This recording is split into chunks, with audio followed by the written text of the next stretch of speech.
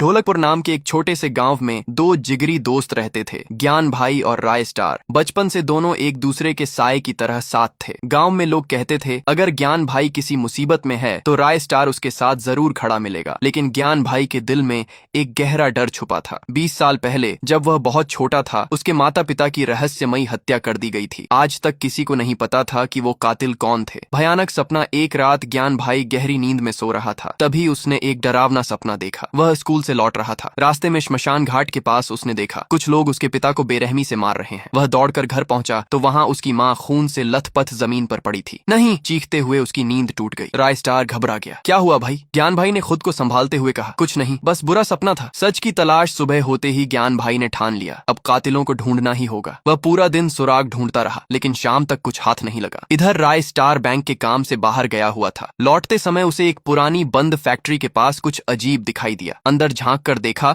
तो उसके रोंगटे खड़े हो गए। एक कमरे में जानवरों को पिंजरों में बंद कर मारा जा रहा था। तभी उसने दो आदमियों की बातें सुनी। वो लड़का ज्ञान भाई, 20 साल पहले उसके माँ बाप को हमने ही मारा था। दूसरी आवाज आई, अब वो हमें ढूंढ रहा है, कल रात उसे भी श्मशान घाट में खत्म कर देंगे। दोनों जोर से हंसने लगे। खुलासा। राय स्टार तुरंत बाइक लेकर ज्ञान भाई के पास पहुंचा। तेरे माँ बाप के कातिल मिल गए हैं। ज्ञान की आंखों में आग जल उठी। कौन है? चेहरा साफ नहीं दिखा, लेकिन रेड और व्हाइट मास्क पहना था। टकराव। ज्ञान भाई तुरंत बाइक लेकर फैक्ट्री की ओर निकल पड़ा। रास्ते में उसकी बाइक एक कार से टकरा गई। कार से उतरा आदमी डर से कांप रहा था। ज्ञान बोला, सॉरी भाई, लेकिन तभी उसे एहसास हुआ यही आदमी है। उसने बाइक घुमाई और 100 की स्पीड में पीछा किया। आगे जाकर रास्ता रोक लिया। क्यों मारा मेरे माँ बाप को? ज्ञान गरजा। आदमी डरते हुए बोला, मैंने नहीं, काउबॉय ने मारा था, वो स्कूल के पास रहता है। अगले ही पल उस आदमी की कहानी वहीं खत्म हो गई। आखिरी बदला। ज्ञान भाई सीधे काउबॉय के अड्डे पर पहुंचा। क्यों मारे मेरे माँ बाप? उसने पूछा। काउबॉय हंसते हुए बोला, वो मेरे धंधे की रुकावट थे, इसीलिए मारे। तभी आसमान गरज उठा, बिजली चमकी, जमीन कांपने लगी, गोलियां चलीं, बम फटे, चारों ओर धुआं फैल गया। जब धुआं छौंटा, काउबॉय जमीन पर मरा पड़ा था। ज्ञान भाई खड़ा था, शांत, लेकिन आंखों में 20 साल का दर्द। निष्कर्ष, उस रात श्मशान घाट में सिर्फ बदला नहीं पूरा हुआ, एक बेटे का इंसाफ भी पूरा हो गया।